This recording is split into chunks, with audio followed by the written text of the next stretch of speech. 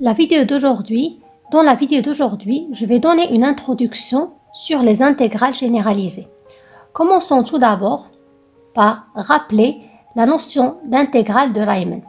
Alors, une intégrale de Riemann s'écrit sous la forme suivante.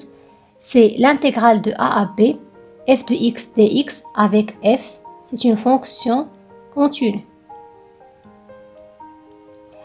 Alors, je vois que les bornes a et b, ce sont des nombres finis. Donc, x est compris entre a et b. Ceci implique que f de x aussi peut être compris entre deux valeurs petit m et grand M. Et par conséquent, f est une fonction bornée. Maintenant, au lieu de prendre b, une valeur finie, je vais prendre la valeur de b, c'est plus l'infini.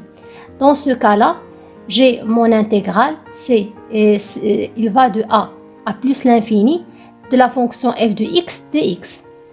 Alors la question qui se pose, c'est: est-il possible que cette intégrale soit égale à une quantité ou bien un nombre fini?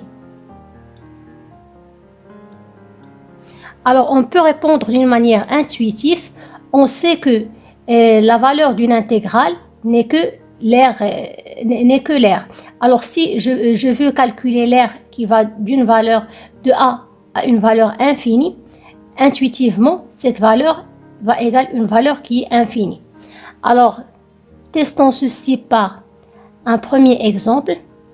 Ici, j'ai pris ma fonction, c'est g de x égale à 1 sur 1 plus x au carré. J'ai la courbe de ma fonction c de g, c'est la courbe qui est dessinée en orange. Alors, je veux calculer cette intégrale. J'ai noté cette intégrale ci. C'est l'intégrale qui va de 0 à plus l'infini de la fonction g de x dx. Alors, graphiquement, la valeur de i n'est que l'air qui est sous la courbe. C'est l'air que je dessine maintenant par cette couleur rose. Alors, on veut savoir la valeur de cette intégrale. Est-ce que c'est une valeur finie ou bien une valeur infinie? Alors, commençons par calculer cette intégrale. Alors, j'ai i, c'est l'intégrale de 0 à plus l'infini de ma fonction g de x qui est 1 sur 1 plus x au carré dx. Alors dans mon graphe, je vais prendre une valeur que je vais la noter par exemple n, et cette valeur n'est pas nécessairement un entier naturel. Et par la suite, je vais tendre n vers l'infini, c'est-à-dire je vais obtenir l'air qui va de 0 à l'infini.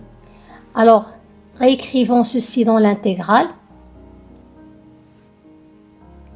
Alors, au lieu de mettre 0 à plus l'infini, ceci n'est que la limite quand n tend vers plus l'infini, l'intégrale de 0, mais ici j'ai la valeur n, de la fonction 1 sur 1 plus x au carré fois dx.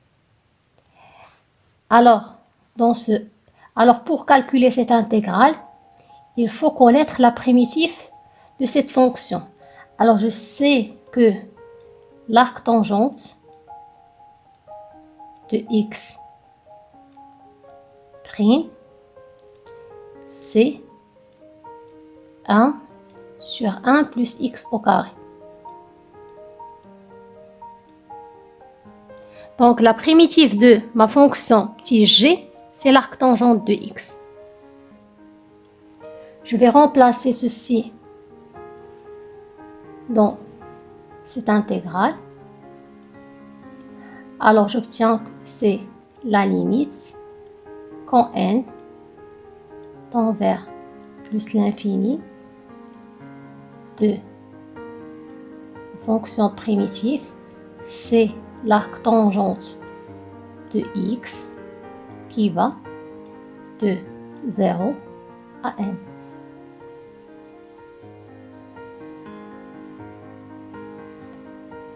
Et maintenant, pour calculer cette quantité, n'est que la limite quand n tend vers plus l'infini de l'arc tangente de n moins l'arc tangente de 0. Or, je sais que la valeur de l'arc tangente de 0 est 0. Donc, cette quantité égale à 0. Il me reste seulement la limite quand n tend vers plus l'infini de l'arc tangente de n. Et je sais que la limite quand n tend vers plus l'infini de l'arc tangente de n, c'est pi sur 2. Ceci parce que j'ai l'arc tangente, la valeur absolue de l'arc tangente de x inférieure à pi sur 2. Donc à l'infini, à plus l'infini, la valeur de l'arc tangente, la limite de x tend vers plus l'infini de l'arc tangente de x n'est que pi sur 2, pardon. Donc j'obtiens que cette intégrale égale à plus l'infini, c'est-à-dire j'ai l'intégrale de 0 à plus l'infini de 1 sur 1 plus x au carré fois dx égale pi sur 2.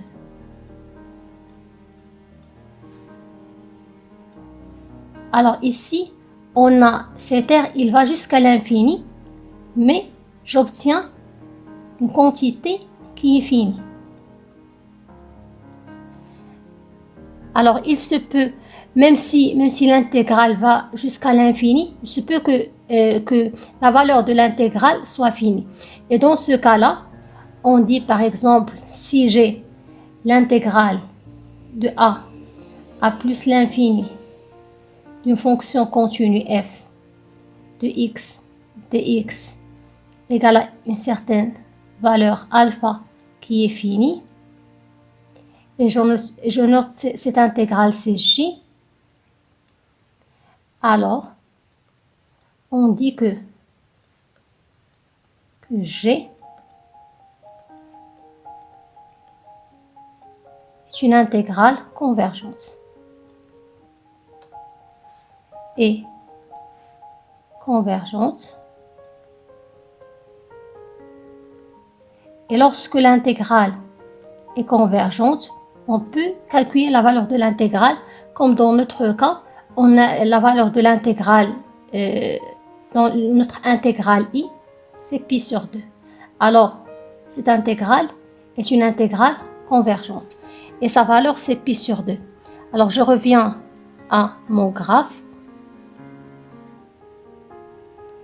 Ici, je vois dans le graphe, j'ai calculé l'air qui est compris entre 0 et n, et j'ai pris la valeur de n. Alors ici, n, c'est la borne supérieure, telle que n est une valeur très grande, c'est-à-dire elle tend vers l'infini. Mais si j'ai n tend vers l'infini, même si cet r il tend jusqu'à l'infini, mais j'ai obtenu une valeur qui est finie.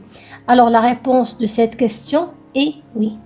C'est possible que je calcule une intégrale généralisée qui va jusqu'à l'infini et sa valeur est finie. Et dans ce cas-là, on dit que cette intégrale est une intégrale généralisée